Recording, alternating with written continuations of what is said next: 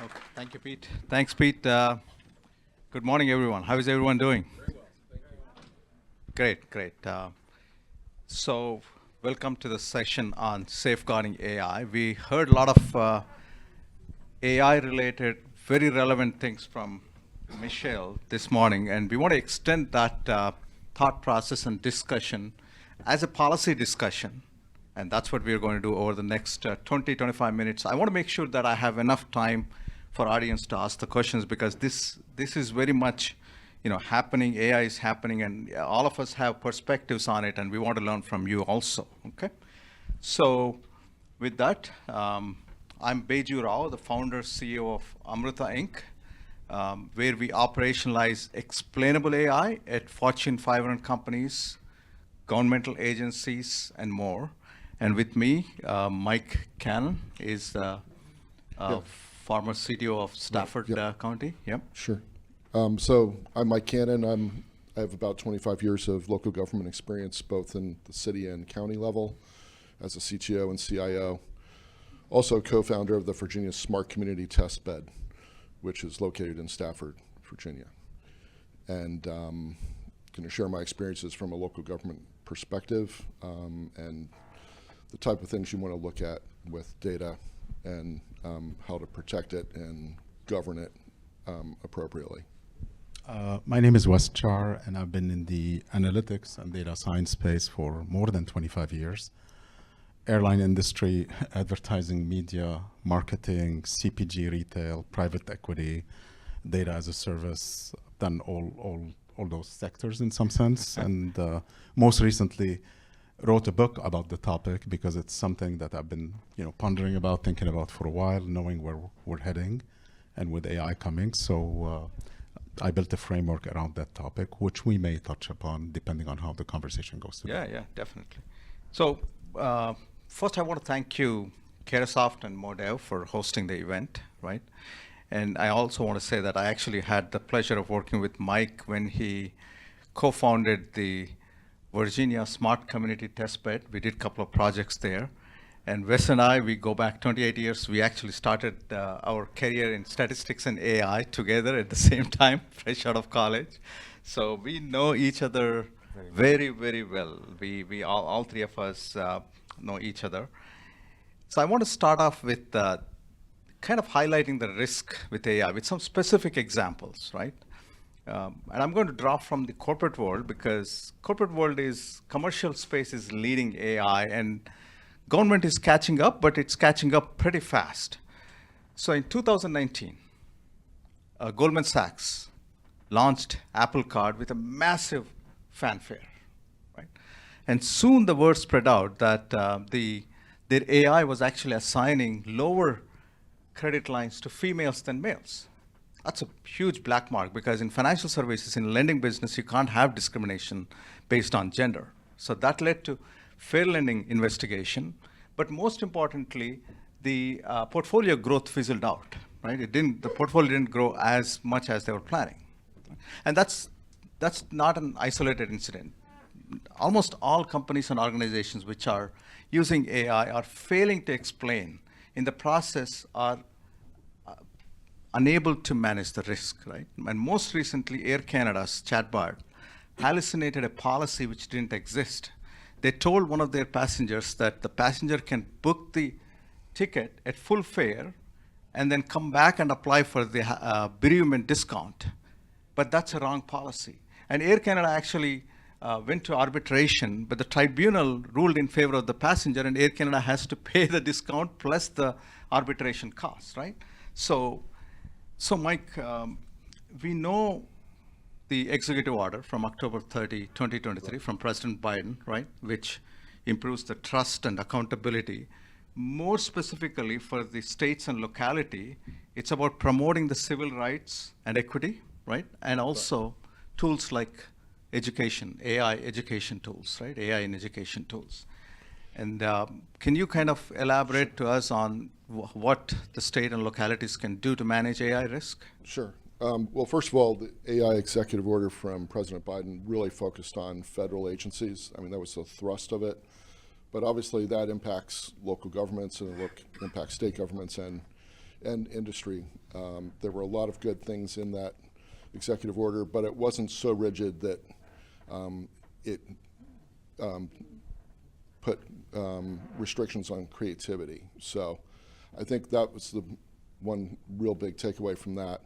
But state governments are now across the country doing a lot of different things with putting guidelines or legislation in place to safeguard or even restrict how AI is used. Probably the most controversial one, I don't know if you saw the Wall Street Journal article yesterday from on SB 1047 from California, but that has the AI industry up in arms right now because it is going to put some penalties and on any $500 million cyber breach that might happen as a result of AI. And so Meta, I think it was OpenAI and a few other major AI players have been trying to soften up the bill or weaken it. But we'll see where that goes. But that's going to be a bellwether for, I believe, what you'll see across the country, because California tends to lead in a lot of areas when it comes to obviously technology, but also legislation. They also took a bolder leap in terms of building guidelines for their state agencies as well as local governments, and then other governments across the country are following suit as well. But down to the local level, things do trickle down, and you have these unfunded mandates where things come from the state, and all of a sudden the local government has to adapt and follow them, and there's usually a cost implication.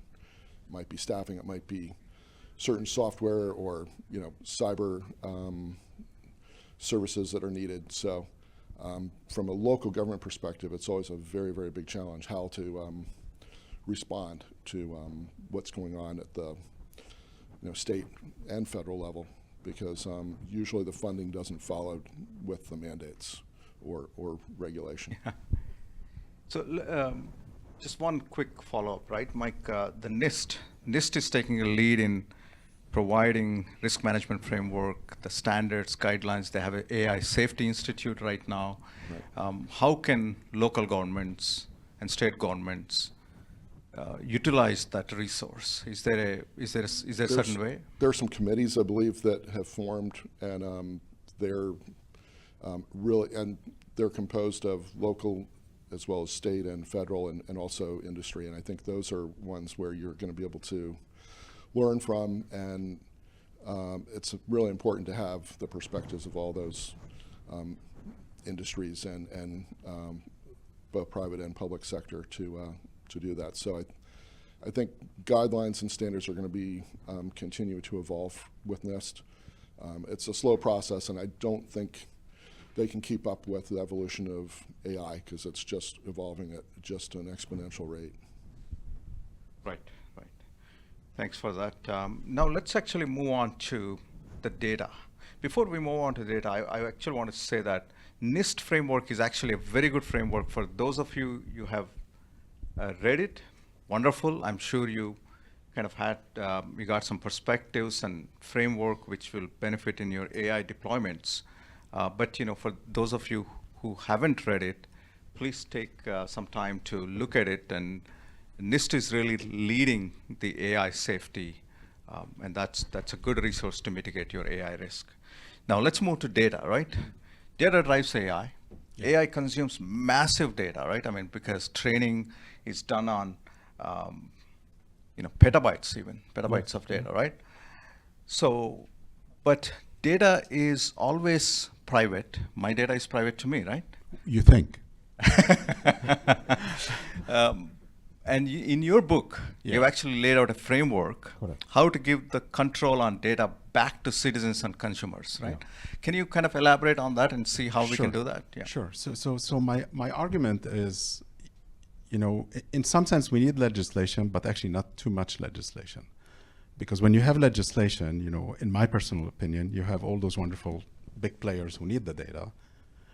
They're going to go to Congress, and they're going to go to the Hill, and they're going to make sure that there is still a pathway to make all the trillions of dollars that they make. So it's all honestly, in my personal opinion, a bit of gimmicks and a bit of well-intended, perhaps policies from lawmakers. I'm not saying there is no well-intention, but I think the thing that we're all missing is that everything that we're doing in AI, in technology, in economy today is driven by data.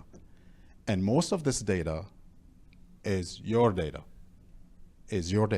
Do you have any idea, anyone here in the room, how much of your personal data drives some of the economy? A number. Can someone give me a number? Just a guess, please. All of it. $4 or $5 trillion. $5 trillion. $5 trillion. We're not talking billions. The ad industry alone is more than 1.2 trillion. The ad industry. We haven't talked finance, insurance, AI.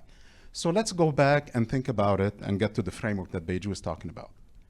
I make the case that, I'm part of the people who maybe created some of that problem, not thinking about it initially, is that we data scientists, we data engineers, computer scientists didn't wake up 40 years ago and 30 years ago, we're not that old, but still 25 years ago in our case, and said, we're going to take, get into people's life. We were, we're going to make things better, more revenue for the company, cut costs, smarter recommendation. But the thing that we missed along the way, incrementally, correct? Because every year, a little slice is taken away, is that privacy is gone. Just to say, I'm not using your name, but I'm calling you ABC123 is come on. It's hashing you, whatever, but whatever. I mean, we're playing all these gimmicks. So the framework simply suggests the following. Your data is yours. You should be in control. You should have the power of consent, control, and currency. C3, that's actually the fundamental paradigm in the book. C3 is enabled by something like the FTC, which I would love to become the Federal Data and Trade Commission, not the Federal Trade Commission alone. And for the FDTC, really, in my hope, which I write about in the book, what we need from laws is really simple. The transparency, accountability, protection, equality, and respect. That's all what we're talking about, no matter what, in every conversation. It can be summarized as TAPER. Then you decide, each one of us can decide through a personal data vault key, where does my data go? So imagine in $4 trillion, do you know how much is your worth of your data? How old are you, Drew? 18. Because I put in the book someone called Kara as a character, and then I say Kara is 18 and she retires at 68. Do you know how much is your worth of data from 18 to 68, roughly? Minimum numbers, $12.5 million. That has nothing to do with your 401k, that has nothing to do with your pension. That's $12.5 million of your personal data that you're owned. So the idea is that with the C3 and TAPER framework, with your PDVK in hand, there is a marketplace where you have a data vote. I want to go to Fidelity, I'm making that up for data. I want to go maybe for Ameriprise for data. Whoever are the players that follow TAPER fundamentally, it's not, Uncle Harold from his garage deciding to become a player in the data space, correct? So there has to be that framework of TAPER, and then really give back the power to you to decide where AI takes you. Because with your data vote, where the data vote is going, and I give examples, you decide where AI should go and where I shouldn't go with what I call the data vote. So it's really giving you back the power. This is your data. This is not the corporate data. This is not Meta's data. This is your data at the end of the day, and we should be in control of it. So that's really the framework. Yeah, the fascinating stuff. The numbers are fascinating. So priority number one is to convert FTC to FTDC. I suggest one suggestion okay. At least. Okay, cool, excellent. So Mike, you and I kind of talked about a couple of times in terms of managing the data itself, the data architecture specifically, right? At state level, maybe, and then localities use that same framework for the economies of scale. What are some of the challenges the states face in terms of governing that data? Sure. Well, I'll give Virginia as an example, since we are in Virginia. How many of you have heard of the Commonwealth Data Trust? Okay, one person. Okay, you get a prize. That's good. Yeah, and that already says there needs to be a lot more done. Should make folks aware of this. But Virginia hired their first chief data officer, Carlos Rivero, about 6 years ago. And one of the things he did, and this is his legacy, is he was passionate about helping to improve sharing of data among the state agencies, because they're notorious for not sharing data, not sharing resources. They have their own fiefdoms in a lot of cases. And so he tried to break down those barriers, and he built a whole framework called the Commonwealth Data Trust.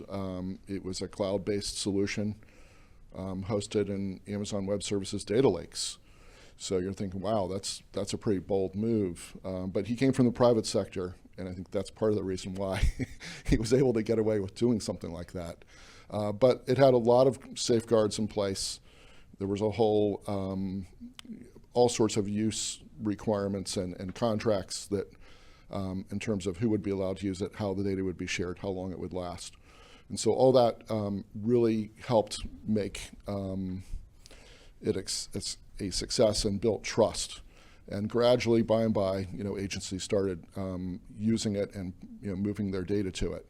And then localities, even private sector, can have access to it. And it just depends on what level you have access, and there has to be a justified reason. So they're not just going to let anyone have access to it. And at the local level, localities have been experimenting with open data for a long time, and you probably have, seen GIS data that's out there, geographic information systems data for, all sorts of information about addresses. 70% of the data that local governments have is address-based data. So if you think about it overall, it makes a lot of sense to start there. And a lot of it's public information, and so the more localities, have been able to share that data without exposing the personally identifiable information, hopefully, like Wes has talked about, it makes it much more feasible to be able to streamline operations and to make things more available. And then obviously with AI, to be able to take that data and be able to do better analysis, reporting, all sorts of incredible things with it, if it's done in a responsible way. Also, local governments have to respond to Freedom of Information Act requests all the time, and you hear about that. It inundates local governments. So to be able to make this data available online and to be able to, through chatbots and other things, using AI has been a big efficiency improvement. McKinsey estimated in a study they did back in December 23 that the productivity gain this is the overall public sector, is going to result in a $480 billion improvement in efficiency. So pretty staggering number, and a big chunk of that's going to be at the state and local level as well. And while you were at Stafford County, you actually used the data trust, right? The Commonwealth. So through the Smart Community Testbed, we had a lot of our data being stored at the Commonwealth Data Trust, and it was a nice way for it to become accessible to state agencies and others. Nice. No, that's a great use case. So we talked about the AI risk, the conceptual risk, because AI is opaque and complex, right? It's and that's why it brings with it the untold risks. And but the thing is, if we can manage that risk, we can reap huge rewards. That doesn't mean that there is no hype. Hype is another kind of risk, right? AI hype. If you look at cloud services, the cloud services has gone through the hype and it's settling down nicely. The expectations have normalized, and over the next few years, we expect it to reach plateau of productivity, right, for cloud services, AI cloud services. And this is a chart put together by Gartner a few days ago. But if you look at the peak of the curve, almost all the AI models, AI tools, the TRISM, trust, risk, and security management, prompt engineering, generative AI, fundamental models, synthetic data, AI engineering, model ops, all these things are still at a very high level of expectations, and most of those expectations will not be met over the next few years, right? So we need to normalize our expectations. And in the process, I believe that the return on AI investments will significantly improve once we go through that expectation normalization. So we are 2 to 5 to 10 years away from that, right? To get to that level of optimal returns on AI investment. Right? And if I could just add, local governments and government in general are going to lag behind that curve just because they're going to be more risk averse than the private sector. And so you could say less innovative, but their goal is to protect citizens and hopefully protect data and improve the quality of life for citizens. So those are their missions, and that doesn't always jive with the newest and greatest technology in terms of speed, in terms of implementation, also tax collections, and the whole economic cycle is a little different with local governments. Got it. So real quick, I want to wrap up. So next session is actually going to be cybersecurity. Mike is going to be part of that. AI and cybersecurity are kind of dual to each other. AI can be used to reduce the cybersecurity, but it can create new cybersecurity also. And with the quantum computing, as Michelle said, it can actually create. It can be beneficial for hackers to hack some of the existing safeguards, right? Because quantum computing is computationally that much more efficient. But at the same time, AI is also helping quantum computing to make cybersecurity better, right? So things are happening. And so I don't want to get too much into cybersecurity, but I want to take 1 or 2 minutes to see if audience have any questions so that we can answer, and then we will go to the next session. Yeah. Hello, my name is Zaid. I'm with George Mason University. I'm a master's student in public policy. So my question is on that education policy lens. In your opinions, what type of education is necessary for students, both that come from government backgrounds as well as from technology backgrounds, to create effective partnerships for legislation and advising regulatory spaces? Mike, you want to take that since you're... Wow, that's a big question there. I would say I think having solid grounding in data analytics is going to be a really important part. And certainly the legal side and public policy, public policy courses are going to be really important. But also AI-specific courses, and there are some universities that are really on the forefront of some of that, and I think it's starting to spread across to other universities as well. Thank you, Mike. Oh, you want to go ahead? Want to add? No, Please. I'm good. We have time for one more question. Sure. Then we're going to transition to our next panel. I'm going to go right here. Hi, thank you for the discussion. My question to you has to do with both AI and policy. So I see the government as being that repository of public trust. However, as we know with AI in its current form, it does have a tendency to not be truthful based on its capabilities. What's the best way for private sector to work with government to ensure citizens believe that the government is the verifiable truth of the truth, while accepting the benefits for citizen access? That's a government. Another really big question. Yeah. I would almost want to hear from Delegate Maldonado about that one, because I think that's a great question that really requires a lot of safeguarding, a lot of building the right type of relationships, and also putting the right cyber tools in place to help protect the data, data loss prevention, and putting the bumpers in place so that you don't have government employees exposing data that they shouldn't be exposing. Right, So, and the key, I think, Mike, is public-private partnerships, and that's what a lot about today is, really. One last quick question, and then let's go to our next panel. Hi, question is, what is your perspective currently on the measures of what government needs to do to be more agile in the adoption of AI technology? Since you mentioned government is slow, how does government get faster from your perspective? having innovation initiatives. I mean, we created at Stafford County a smart community test bed, which is all about innovation.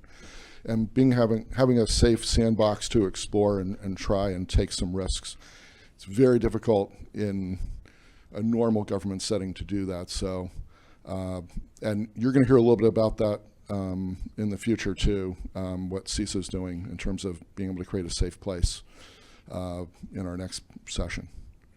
Excellent. Hey, let's give it up. Thank you so much, gentlemen. Thank you.